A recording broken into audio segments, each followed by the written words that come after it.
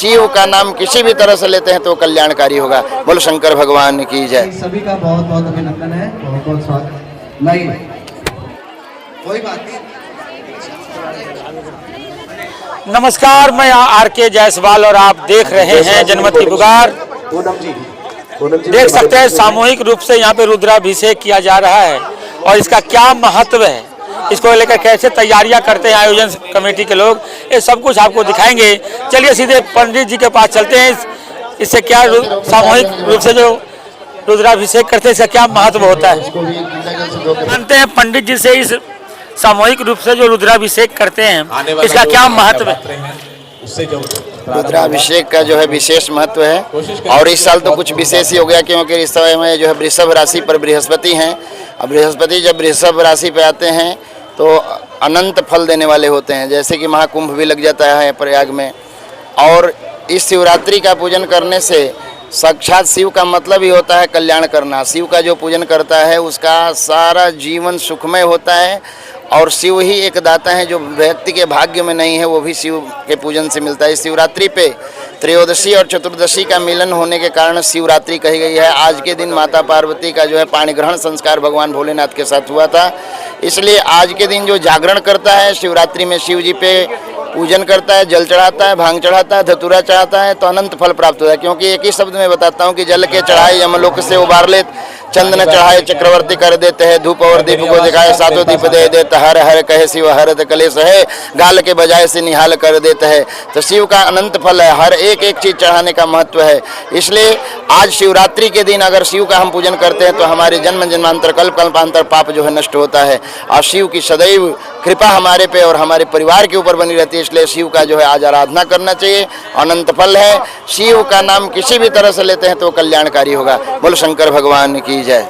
आज इस समारोह में शामिल ये आज विशेष जो है महाशिवरात्रि का पावन पर्व है और मैत्री गणपति महोत्सव परिवार गत वर्ष यानी कि पिछले कई वर्षों से लगातार ऐसा प्रयास रहा है कि जो रुद्राभिषेक का पूजन है हम लोग सामूहिक रूप से कर रहे हैं, उसका बड़ा विशेष महत्व है। और साथ साथ में आसपास के सभी मंदिरों में भी ये भी काफ़ी समय से प्रयास चल रहे थे, पर प्रभु की बहुत कृपा हुई है कि आज के समय में जो है महाशिवरात्रि का जो पावन पर्व है रुद्राभिषेक का पूजन लगभग क्षेत्र के हर मंदिरों में होना शुरू हो गया है।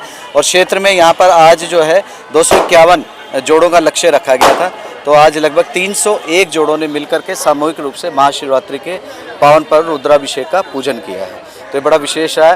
भगवान के आगे हम प्रार्थना करते हैं कि सभी के घरों में सुख शांति सुख समृद्धि बनी रहे।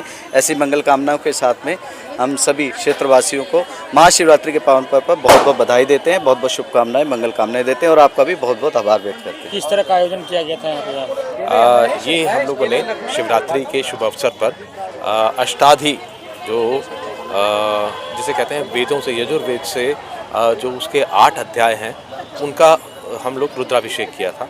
और उस रुद्राभिषेक में हमारे यहाँ पर करीब 550 लोगों ने एक साथ बैठ के सामूहिक रूप से रुद्राभिषेक किया। इसका विशेष ये है कि हम लोग पार्थेश्वर शिवलिंग का, क्योंकि वैदिक जो है जो वेदों में आता है पूजन वो पार्थेश्वर शिवलिंग का आता है। पार्थेश्वर पहले मिट्टी के शिवलिंग लोगों ने अपने हाथ से बनाए, उनका पूजन किया, पूजन करने के बाद में उनका अभिषेक किया और अभिषेक के बाद में उनका विसर्जन। तो ये इस पूरा का पूरा जो है एक विधान है जो कि सबसे पहले चला आ रहा है। तो ऐसा विधान हम लोग यहाँ पर, हमारी कोशिश होती है कि हम जितने भी वैदिक अनुष्ठान हैं उनको दोबारा से, क्योंकि वो कहीं ना कहीं हम लोग भूल गए, उन वैदिक अनुष्ठान को हम दोबारा यहाँ प्रारंभ करें। तो हम लोग पिछले 15 सालों से यहाँ इस तरह का आयोजन कर रहे हैं और ऐसा उम्मीद करते हैं कि आने वाले सालों में भी लगातार होता रहेगा।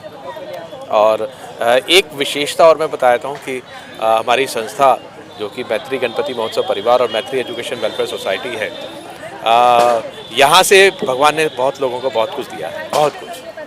हमारे काउंसलर इस संस्था ने दिए, हमारे एमएलए कई सारे वो इस संस्था ने दिए और अब जो चीफ मिनिस्टर बनी हैं श्रीमती रेखा गुप्ता जी, वो हर साल आती है, वो भी हर साल आती हैं। इस साल उन्होंने क्षमा थोड़ी सी कही थी कि मैं थोड़ी सी व्यस्त हूँ, इस वजह से नहीं आ पाई, लेकिन वो भी इसी संस्था द्वारा जो है आज चुनी गई। तो ऐसी कृपा जो है वो सभी के ऊपर है और हम लोग चाहते हैं कि सभी पे कृपा बनी रहे और सर्वे भवन्तु सुखिना के साथ में जो हमारा उद्देश्य है कि सभी का भला हो, इस उद्देश्य से हम लोगों ने जो कार्यक्रम आयोजित किया था।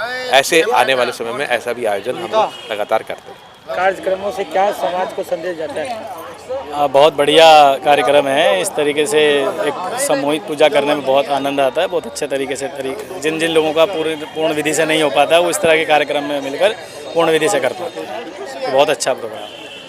अगर आपने हमारा अभी तक चैनल सब्सक्राइब नहीं किया है तो कृपया चैनल सब्सक्राइब कर लें, लाइक करें, शेयर करें, कमेंट करें। तो मिलते हैं फिर किसी और खबरों के साथ। नमस्कार।